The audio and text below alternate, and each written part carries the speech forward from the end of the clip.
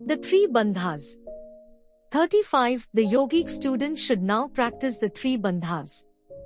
The three bandhas are the Mula Bandha, the Uddiyana Bandha and the Jalandhara Bandha. 36. Mula Bandha. Apna, breath, which has a downward tendency, is forced up by the sphincter muscles of the anus.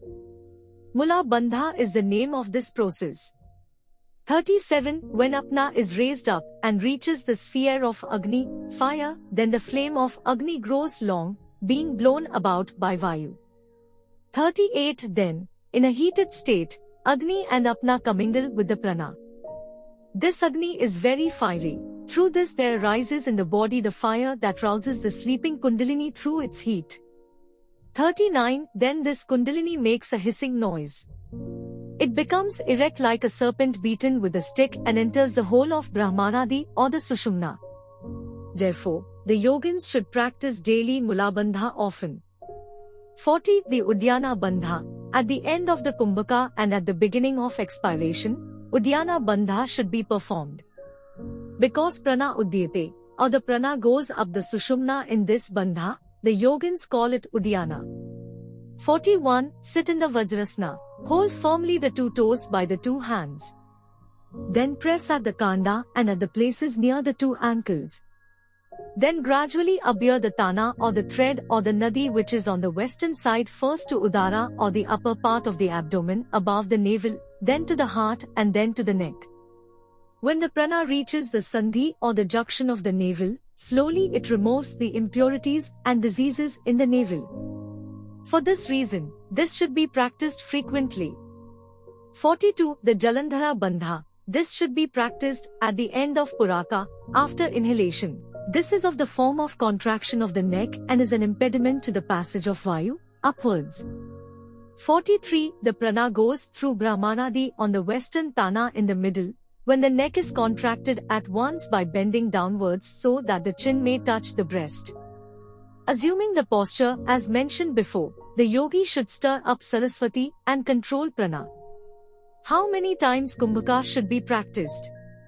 44. On the first day, Kumbhaka should be practiced 4 times. 45. It should be done 10 times, on the second day, and then 5 times separately. 46. On the third day, 20 times will be enough.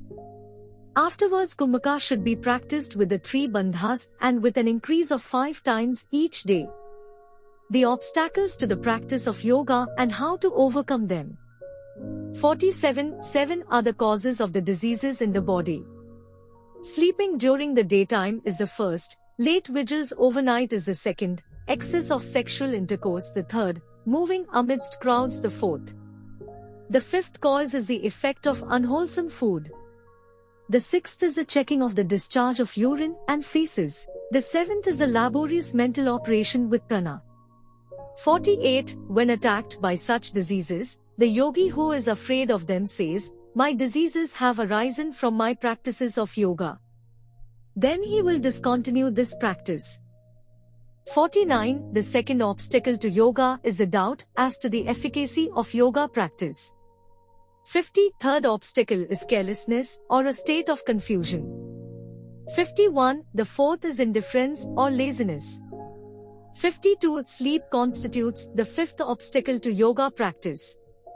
53. The 6th is not leaving the objects of senses. The 7th is the erroneous perception or delusion. 54. The 8th is sensual objects or concern with worldly affairs. The 9th is want of faith. The 10th is non-aptitude for understanding of the truths of yoga. The rousing of the Kundalini. 55. The intelligent practitioner of yoga should, by means of close investigation and great deliberation, avoid these 10 obstacles.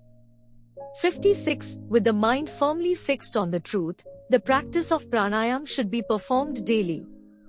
Then the mind takes its repose in the Sushumna. The prana therefore never moves. 57. When the impurities of the mind are thus removed and prana is absorbed in the Sushumna, one becomes a true yogin. 58. When the accumulated impurity, clogging the Sushumna Nadi, is completely removed and the passage of vital air through the Sushumna is effected by performing Kevala Kumbhaka, the yogin forcibly causes the apna with the downward course to rise upwards by the contraction of the anus, mula bandha. 59. Thus raised up, the apna mixes with Agni. Then they go up quickly to the seat of prana. Then, prana and apna uniting with one another, go to Kundalini, which is called up and asleep.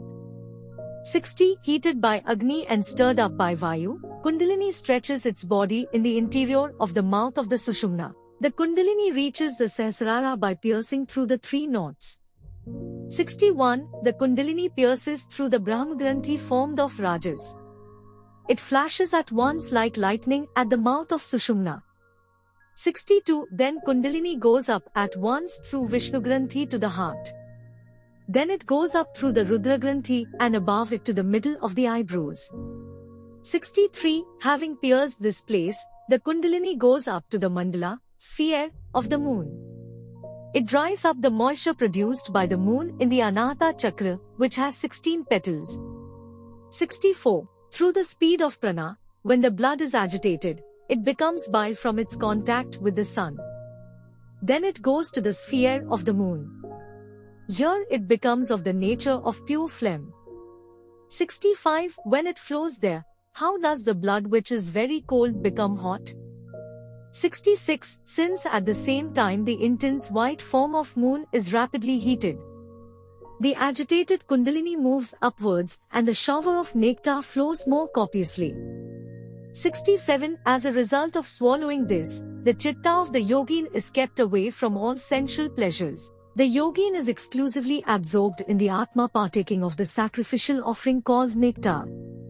He takes his stand in his own self. 68. He enjoys this highest state. He becomes devoted to the Atman and attains peace, the dissolution of prana and others.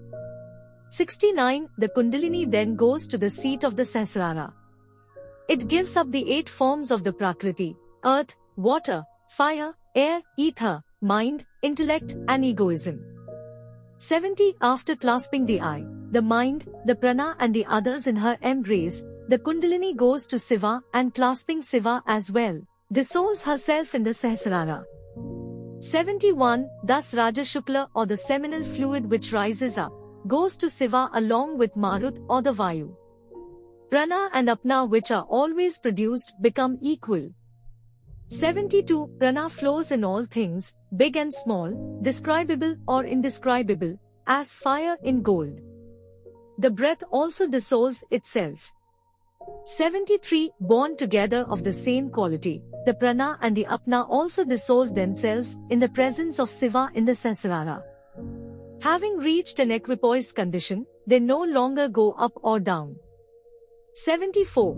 Then the yogi thrives with the prana spread outward in the form of attenuated elements or in the mere remembrance of it, the mind having been reduced to the form of faint impressions and the speech having remained only in the form of recollection.